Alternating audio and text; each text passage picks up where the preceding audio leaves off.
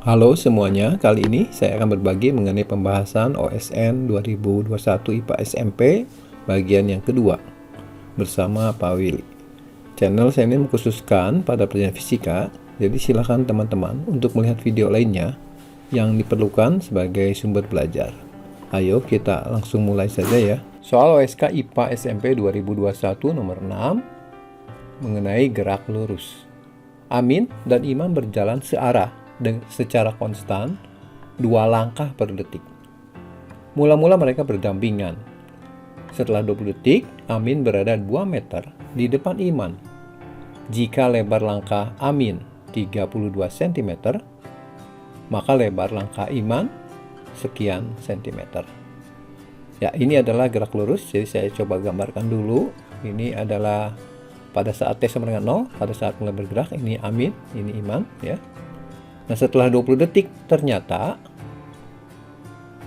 Amin itu berada di depan Iman, ya.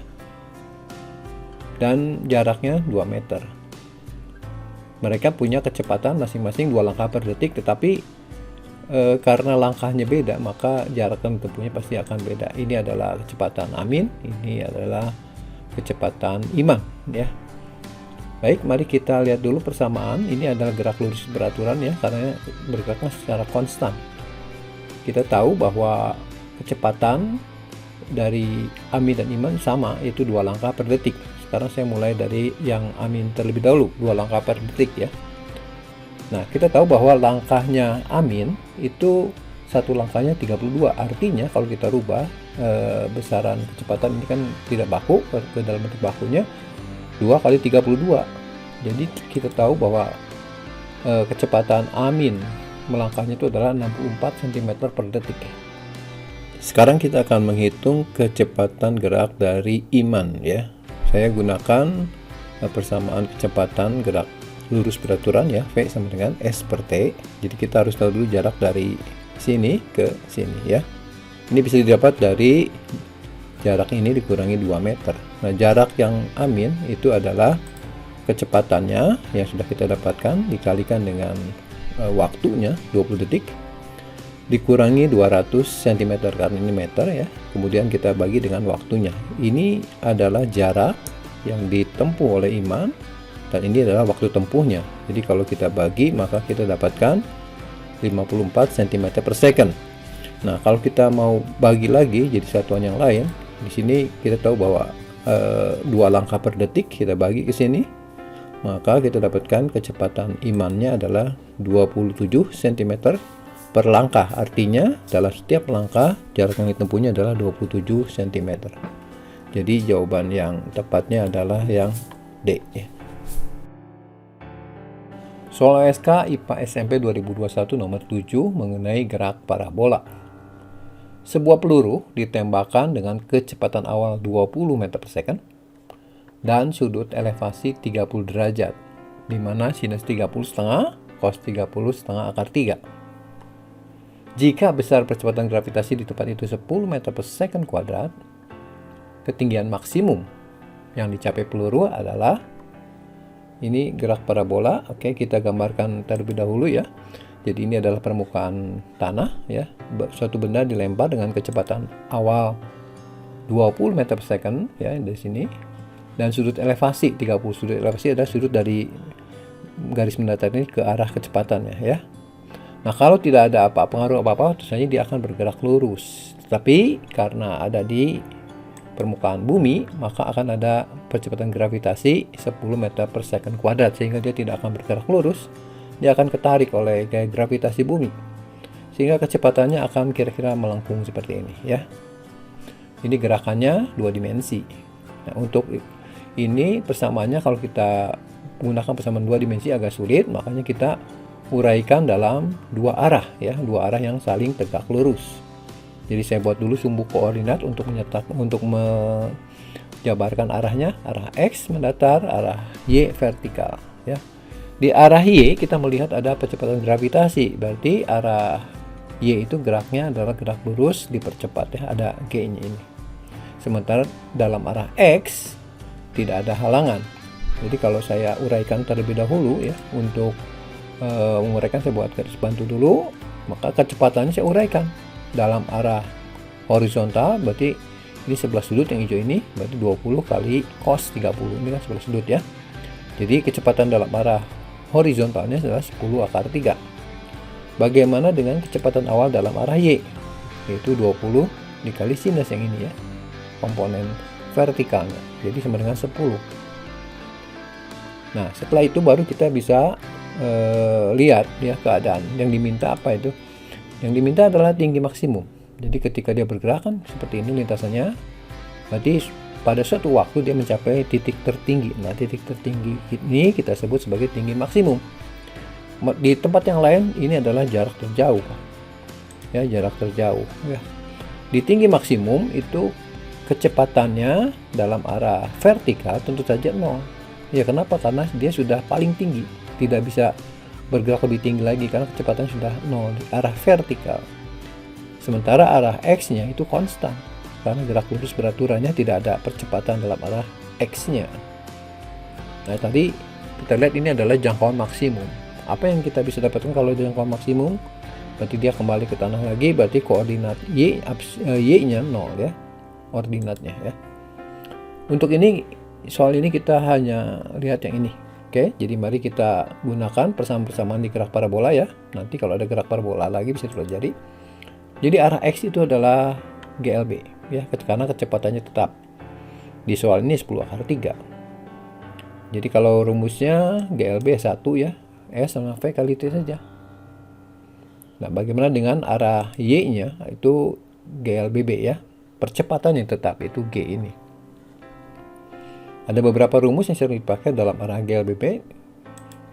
Yang pertama mengenai kecepatan ya, yaitu V0 ya, plus minus GT. Ini plus minusnya sebenarnya nanti tergantung arah ya. Kemudian V0 kali T plus minus setengah GT kuadrat. Ya, di sini pakai minus, kenapa? Karena arah positifnya saya ambil ke atas, sementara G-nya kan ke bawah. Jadi di sini minus. Demikian juga rumus ketiga ya. Rumus ketiganya V kuadrat sama V0 kuadrat plus minus 2GH. Karena di sini arah vertikal saya pilih ke atas, maka ini jadi saya pakai yang minus ya. Jadi tiga rumus ini sudah mewakili gerak lurus berubah beraturan. Oke, sekarang kita terapkan di sini ya.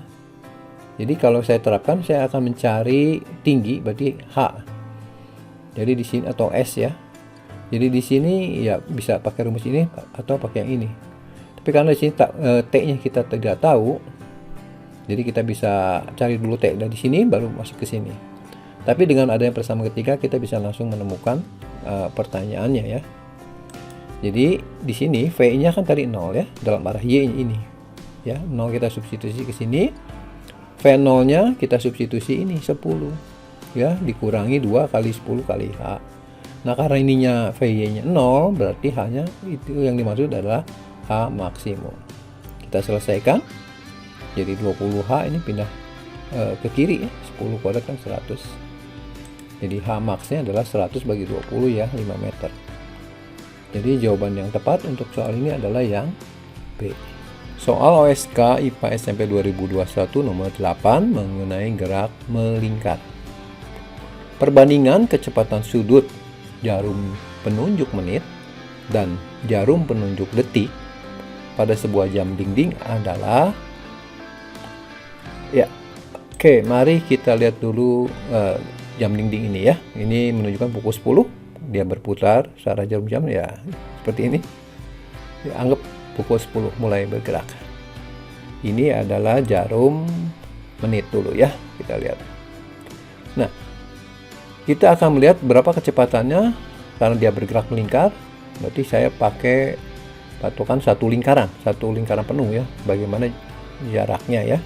Jadi setelah satu lingkaran penuh, jarum menit berputar akan menunjukkan waktu yang seperti ini, yaitu pukul 11. Ya, jarum panjang biru ini kalau berputar satu putaran ya, kita lihat berikutnya pukul 11. Ya, jadi yang dibutuhkan waktunya 60 menit ya, atau 1 jam. Nah, sekarang kalau jarum detik bagaimana? Saya mulai lagi dari pukul 10 ya, seperti ini. Jarum sekarang kita perhatikan jarum detik yang bergerak. Setelah satu putaran, maka waktu yang ditunjukkan adalah pukul 10:01 ya. Jadi artinya di sini kita bisa langsung jawab sebenarnya ya. Ternyata untuk gerakan jarum menit itu butuh waktu 1 jam atau 60 menit. Sedangkan jarum detik untuk satu putaran hanya butuh waktu 1 menit atau 60 detik. Jadi ini lebih cepat gerakannya ya. Ini 60 menit, ini 1 menit. Berarti kecepatan ini ya 60 kali dibandingkan yang ini. Jadi jawabannya adalah jarum detik itu lebih cepat ya, jarum menit lebih lambat. Jadi jawabannya yang A ya. Oke. Baik, mari sekarang kita lihat persamaannya ya. Jadi kecepatan sudut ya, kecepatan sudut itu seperti sama dengan kecepatan biasa. Cuma kalau yang di gerak melingkar, jaraknya itu berupa sudut. Kalau di gerak linear biasa berupa pergeseran ya. Jadi untuk simbol kecepatan sudut diberi nama omega. Ini dari huruf Yunani. Kalau gerak linear biasa pakai bahasa Inggris ya. Kalau ini pakai huruf Yunani ya. Oke. Nah, sekarang kalau kita perhatikan, jadi kecepatan sudutnya untuk jarum menit itu adalah satu putaran saja ya. Satu putaran dibagi 60 menit. Ya, tadi dari sini ke satu putarannya butuh waktu 60 menit. Nah, bagaimana dengan jarum detik? Sama ya, tinggal sudutnya dibagi waktunya. Sudutnya juga satu putaran, tapi waktu yang dibutuhkan adalah hanya 1 menit. Sekarang satuannya sudah sama ya. Berarti bisa kita bandingkan kecepatan sudut jarum menit dibanding dengan kecepatan sudut jarum detik adalah yang ini dibagi ini. Ini coret satuannya sama kan? Tinggal 1/60 banding 1. Nah, ini pecahan kan? Kita kali 60. Maka kita dapatkan bentuknya ini 1/60 kali 61. 1 kali 60 ya 60. Ya. Jadi jawabannya yang A. Oke. Soal ASK IPA SMP 2021 nomor 9 mengenai lensa cembung. Sebuah lensa cembung memiliki panjang fokus 10 cm. Sebuah benda kecil ditempatkan pada jarak 5 cm di depan lensa itu. Bayangan benda yang dibentuk oleh lensa tersebut adalah ya. Jadi diketahuinya adalah jarak fokus lensa cembung positif ya. Ini lensa cembung. Lensa cembung positif, lensa cekung negatif. Cermin cekung positif, cermin cembung negatif. Jarak bendanya atau jarak objek SO 5 cm ya. Oke. Nah, sekarang saya akan menggunakan pendekatan gambar dulu ya untuk menjawab ini. Baru setelah itu kita gunakan persamaan. Ini misalkan sebuah lensa cembung ya, jarak fokusnya 10 di sini ya. Ada 2 lensa. Jadi benda itu bisa ditempatkan di kiri atau di kanan ya. Nah, sekarang saya misalkan saja benda objeknya kan 5 cm di sini, berada di kiri ya. Berarti nanti cahaya datang dari kiri ya. Oke, saya gambarkan dulu sinar istimewa yang pertama, itu sejajar sumbu utama akan dibiaskan ke fokus ya. Bukan dipantulkan, dibiaskan ya, dibelokkan ke fokus aktif ini ketika objeknya di sini. Berikutnya sinar kedua adalah sinar melalui pusat optik ya, melalui ini titik tengah ini. Maka dia tidak dibiaskan tapi diteruskan bergerak lurus. Nah, ini adalah sinar biasnya. Sinar biasa kalau kita perpanjang ke daerah sini maka tidak akan berpotongan tentu saja.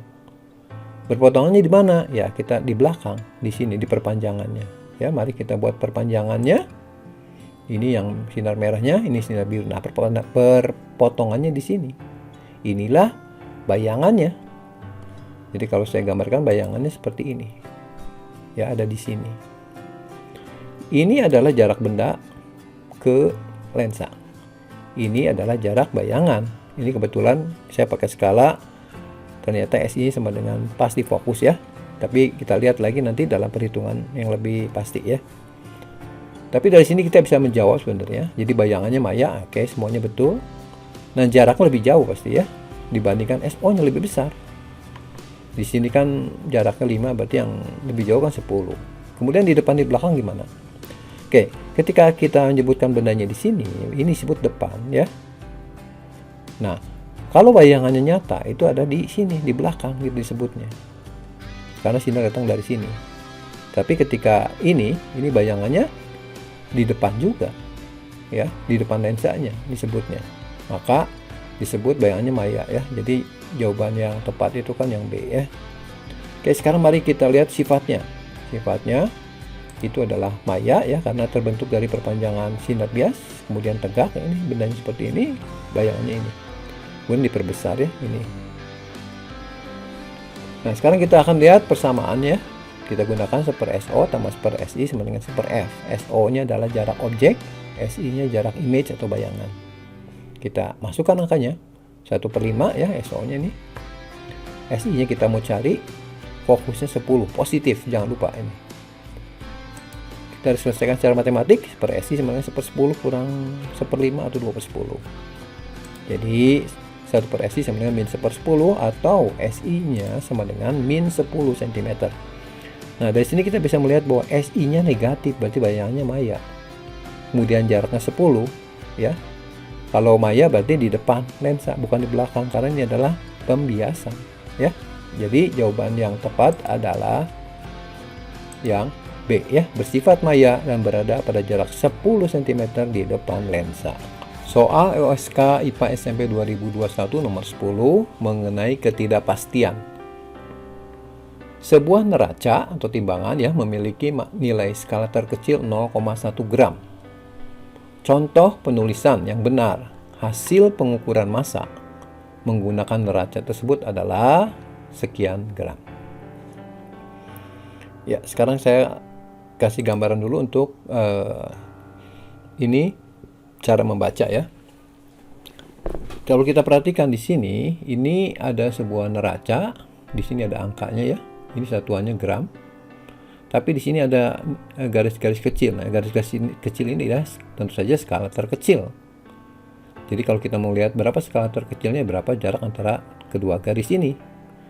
Ini gram, berarti ini dibagi dengan 10 berarti 0,1 gram ya, sesuai seperti ini. Oke.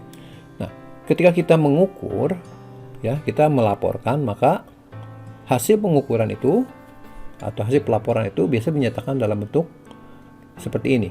Jadi X tambah atau kurang delta X. Kenapa? Karena ketika kita mengukur itu ada ketidakpastian. Seperti garis ini garis merah ini ada di antara 15,2 dengan 15,3. Berarti kita harus menduga, kita masukkan kelompok lebih dekat kemana ya, 15,2 atau 15,3. Karena ini garisnya lebih condong ke arah 15,2, jadi hasil pengukurannya ya 15,2. Jadi ada ketidakpastian karena ada perbedaan jarak ini. Jadi hasilnya itu nanti hasil pengukuran kita tuliskan dalam bentuk X, dan ketidakpastian yang kita dapatkan dari pengukuran itu disebut ada dua ya, yaitu ketidakpastian absolut ya. Di sini ya delta X ini, ya, ketidakpastian absolutnya. Kemudian bisa juga dinyatakan dengan ketidakpastian relatif. Ini caranya, ketidakpastian absolut dibagi hasil pengukuran dikali 100% ya, kalau dinyatakan dalam persen. Nah, sekarang pada pengukuran tunggal, maka yang dimaksud dengan ketidakpastian absolut itu adalah setengah dari ketelitian terkecil. Jadi kalau tadi jarak antara dua garis ini 0,1 gram, maka ketidakpastian alat ini ya 0,1 gram ya, tadi dari sini dikalikan dengan setengah, sehingga kita dapatkan ketidakpastian absolutnya adalah 0,05 gram. Bagaimana dengan pelaporannya? Jadi pelaporannya kita tuliskan seperti ini, 15,20 ya, ditambah kurang 0,05 gram. Jadi jawaban yang benar adalah jawaban yang D. Ini adalah bagian akhir pembahasan OSN 2021 IPA SMP bagian yang kedua. Saya sertakan soal dalam video ini yang saya sertakan dalam link di bagian deskripsi. Silahkan teman-teman untuk mencobanya sebagai latihan lagi supaya penguasaan materinya semakin baik. Jangan lupa untuk like, share, dan komen bila video ini bermanfaat. Subscribe juga untuk mendapatkan informasi video-video lainnya. Oke, terus semangat belajar. Sukses buat kamu di OSN 2022 nanti ya. Terima kasih.